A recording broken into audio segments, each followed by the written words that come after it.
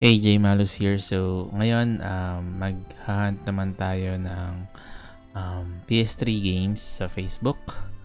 And actually, na-purchase ko na itong mga to. Yung seller, nag-post siya ng PS3 games. Marami yan eh. Ano yung nasa likod. Stock yan. Siguro mga 20 pieces yan.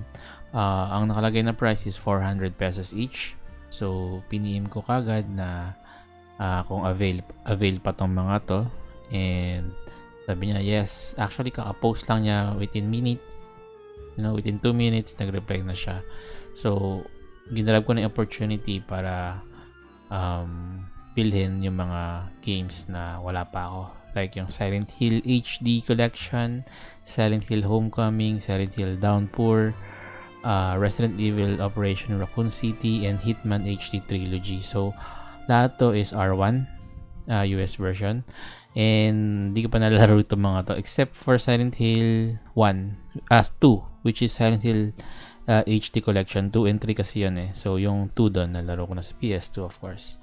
So magkano na gastos ko is 1.6 actually kasi 400 each. Actually 4 lang ang binili ko dito. Itong tatlong Silent Hill plus yung Resident Evil. Sabi ko kay seller na pwede bang palitan yung Resident Evil ng Hitman na lang. Ang bait nung seller, sabi niya ibibigay na lang daw niya yung isa. So free na yung isa. So of course, bago ko binili, nag-ask ko na ako ng screen picture.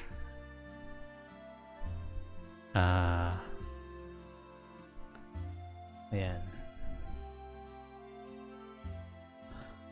So legit naman siya. So sobrang swerte ko rin na nakuha ko yon pagdagdag sa collection ko kasi mahirap ng yan i-hunt, and most of them are 600 pesos and up to 1,000 yung mga Silent Hill. So yun, next is nag-post din ng PS3 games. Unfortunately nasa Visayas area siya.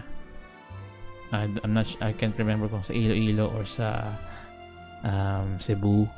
But itong post niya, marami to eh. Meron pang isang post na may mga JRPG. So doon ako nag-PM. Sabi ko, meron available pa ba itong mga Tales of Sila 1, 2, and so on. Hindi na daw available. Ito na lang nung nasa picture.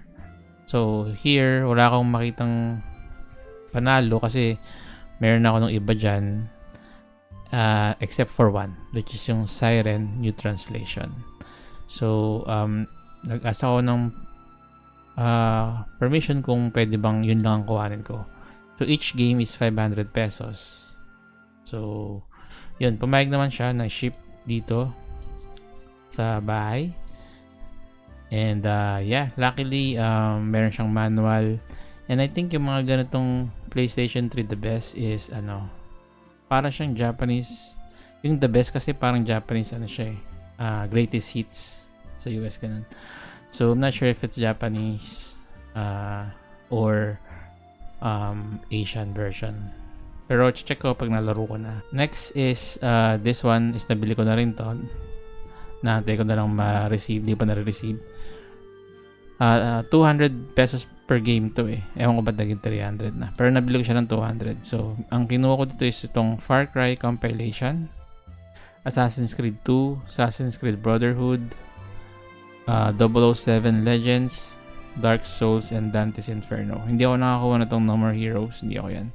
So, Dante's Inferno, Dark Souls, 007 Legends, Assassin's Creed, and Far Cry Compilation.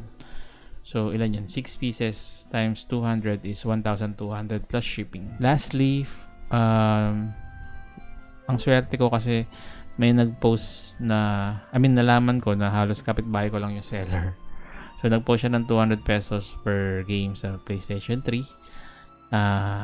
Ang kinuha ko dito is Call of Duty Modern Warfare, Medal of Honor Airborne, Call of Duty Black Ops 2, Mafia 2, and Medal of Honor. So wala pa ako na itong mga game na to except for Call of Duty Modern Warfare 1. Okay, so additional siya sa aking collection. So yun. So far, very happy na mura lang ang mga PlayStation 3 games. You know? So mas sarap mag-game hunt. Although, yun nga, nagbubuo pa rin ako ng PlayStation 1 games, Japanese version. And sana makompleto ko. So far, PS3, I will document all the purchase that I made online or on in person in real life. So yun lang. Thank you.